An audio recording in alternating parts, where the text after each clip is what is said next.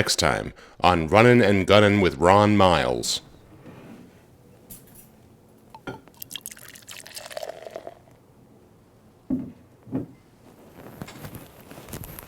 Ron, no time for imbibing. We gotta go, buddy. Let's hit it.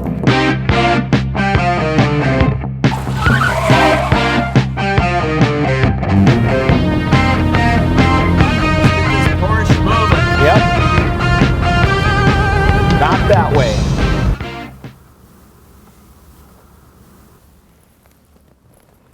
Ron, I've got your tape replicator, but we don't have time for this right now. We gotta get out of here.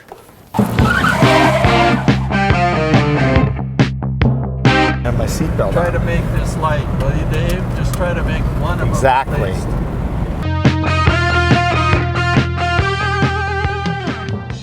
My mother is inside purchasing blood thinner, and then she's going to purchase several candy bars, I guess. She's on a blood thinner and candy bar diet, which I actually designed for her. You know, a lot of people are fad dieting right now, from paleo to you know, versions of the Atkins, to vegan, to fruitarian, or whatever Steve Jobs used to do. My mother, we've designed a diet for her. It's one that I, used in the early '90s, which is you take blood thinner, even if you're even if you don't have high blood pressure or artery issues. You get a prescription for it. It's not difficult. You can get a prescription for anything in America. You should know that. America is definitely a place where you can get drugs, and you can make sure, you can get whatever beige building you need made. Someone is going to make it for you on the cheap. And I would take blood thinner and then eat like 4 Heath bars.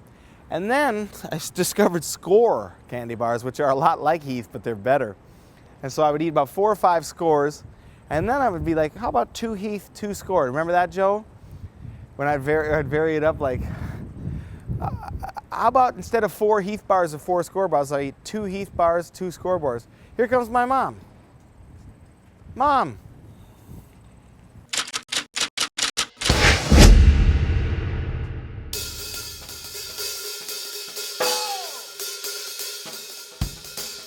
If somebody says to me one more time, have you ever seen Veep?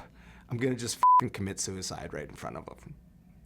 While I'm dying, I'm going to say, no, I never saw Veep, you f***ing idiot.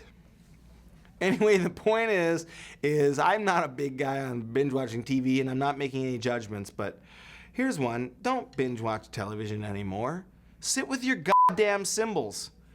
Now, move your Yoda floor tom out of the way. Move this drum out of the way.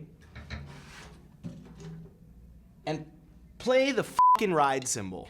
Anytime I'm working with a student and it's like they're messing with all this independence already, but their ride beat sounds like shit.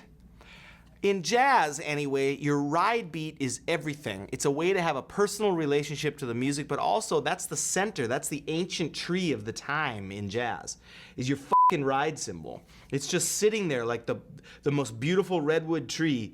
It's 2,000 years old looking back at you like this. I am the center. I am the thing.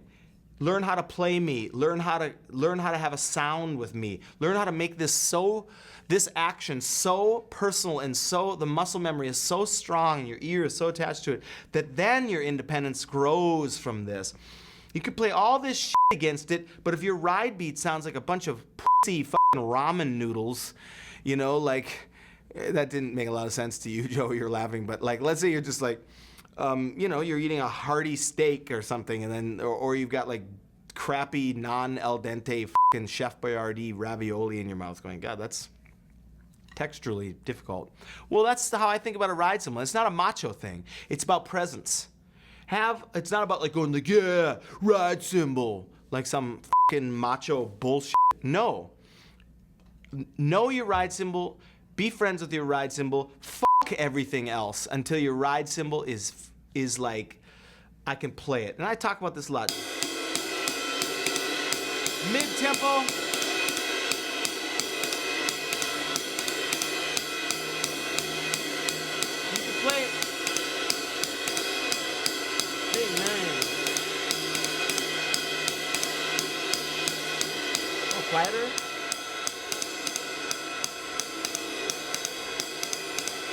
different tempos.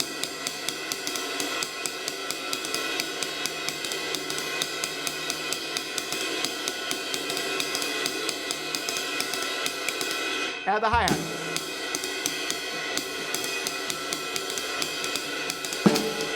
Every now and again, put some snare in it. Not a bunch of independent shit, just accents. I recommend everybody sit for hours. Darn it. Sorry, Joe.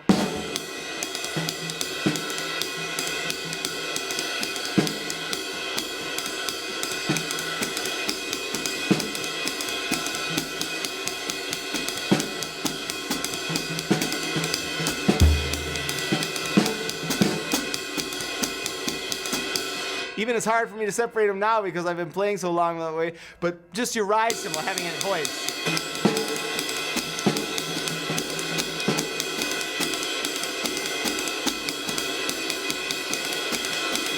That's fun.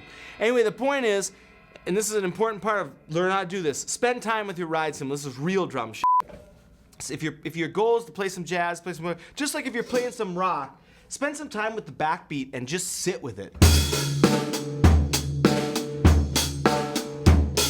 No fills.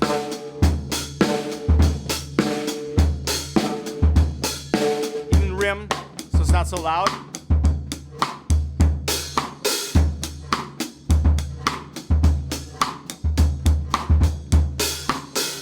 The bass drum does all the syncopation.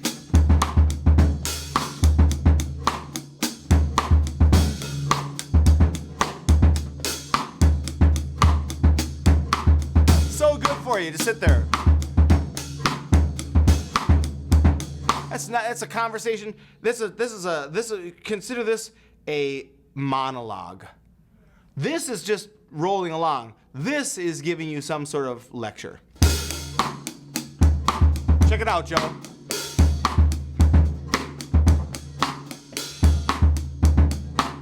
Your mother and I have noticed something. What's that hole in your wall? What is that hole in your wall? Do you have weed in there? Do you have drugs in there? What are you stashing under your mattress? Is that porn? This is kind of a 70s or 80s thing because now it's just rampant. You type in the words like, you start typing the word bosom into your computer. This is fun again about having kids today. It's a good time to have children right now because it's easy. There's no death ray of nightmares coming at them 24/7. It's actually really fun. But this is like 1983. Hey Dave, it's Dad. Why do you have Playboys stashed under your bed? I'm not saying anything back. Your mother and I don't approve of that.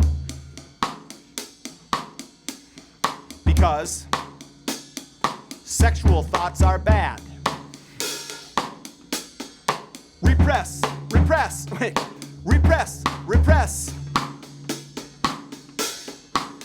We would rather you not learn about sex than learn it from a magazine.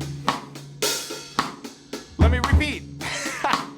We would rather have you repress your feelings than learn them from a magazine. I'm gonna talk back. Now this is me.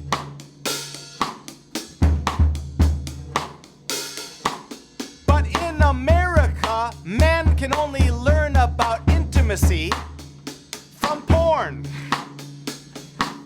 Don't you know that? What are we, in France? Woo! You're wondering why men are so f***ed up. I don't know why. Maybe because they learn about everything via porn.